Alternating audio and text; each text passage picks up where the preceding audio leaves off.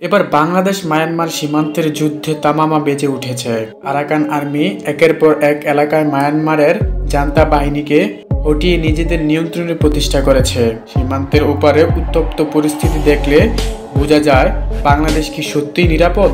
রাখাইনের মুন্ডুর মতো এলাকায় যখন তাদের দখলে, তখন কক্সবাজার ও চট্টগ্রাম তাদের পরবর্তী লক্ষ্য কি হতে পারে? আরাকান আর্মি আসল টার্গেট কি? তারা কি মায়ানমার রাখাইন রাজ্যের সীমাবদ্ধ থাকবে, নাকি আরো বড় কিছু করার পরিকল্পনা করছে? এখন প্রশ্ন হলো, এমন পরিস্থিতি বাংলাদেশ মায়ানমারের মধ্যে যুদ্ধ বাঁধলে কে জিততে পারে? রাখাইন আর্মি কি তাহলে বাংলাদেশে আক্রমণ করতে চলেছে? ভারতের কিছু অংশ এবং বাংলাদেশের কিছু অংশ দিয়ে কি তারা নতুন একদল গড়তে চলেছে? সব প্রশ্নের উত্তর জানতে চলুন দেখে নেওয়া যাক রিফাত মাহমুদ চ্যানেলের আজকের ভিডিওটি।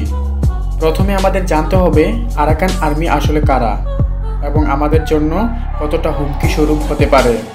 এক সময় মায়ানমারের একটা ক্ষুদ্র বিদ্রোহী দল হিসেবে শুরু করা আরাকান আর্মি বা সংক্ষেপে এখন এমন একটা শক্তিতে রূপ নিয়েছে যা মায়ানমারের ঘুম হারাম করে দিয়েছে, সে সাথে বাংলাদেশ এবং ভারতেরও। কিন্তু কিভাবে তারা এত শক্তিশালী হলো? প্রথমত আরাকান আর্মি মিয়ানমারের জান্তা সরকারের ব্যবস্থাপনা এবং দীর্ঘদিনের অত্যাচারের সুযোগ নিয়েছে। এই অবিচার আর হতাশার সুযোগেই আরাকান আর্মি সাধারণ মানুষের সমর্থন আদায় করতে সক্ষম হয়েছে। গ্রামের পর গ্রাম তার আনুগত্য প্রকাশ করেছে এবং স্থানীয় জনগণকেও পেয়েও তারা নিজেদের শক্তিশালী করে তুলেছে। দ্বিতীয়ত, তাদের সামরিক কৌশল অত্যন্ত চতুর। আরাকান আর্মি যাত্রা বাহিনীর বিরুদ্ধে গেরিলা যুদ্ধ কৌশল ব্যবহার করে। তাদের কৌশল হলো যুদ্ধ এবং পরিকল্পিত হামলা চালানো। তারা এক জায়গায় আঘাত হেনে অন্য জায়গায় সরে যায়। কৌশল জান্তা বাহিনী দিশেহারা হয়ে পড়েছে এবং তাদের শক্তি ছত্রভঙ্গ হয়ে গিয়েছে। তৃতীয়ত, তাদের সংগঠনের দক্ষতা। আরাকান আর্মি কেবল একটা বিদ্রোহী দলই না, বরং একটা শক্তিশালী এবং সুশৃঙ্খল দল। তারা কেবল অস্ত্র দিয়ে লড়ে না, তারা মানুষের মনে উপরে আধিপত্য বিস্তার করে। তারা স্থানীয় জনগণের সমর্থন এবং আস্থা অর্জন করেছে, যা তাদের অবস্থান আরও মজবুত করে দিয়েছে।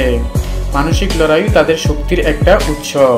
এইসব কারণ মিলিয়ে রাখাইন আর্মি এখন বেশিরভাগ অংশই নিজেদের নিয়ন্ত্রণে প্রতিষ্ঠা করেছে। মুন্ডুর মতো কৌশলগত এলাকাই এখন তাদের দখলে। এই সাফল্য মায়ানমারের জন্য একটা বড় ধাক্কা।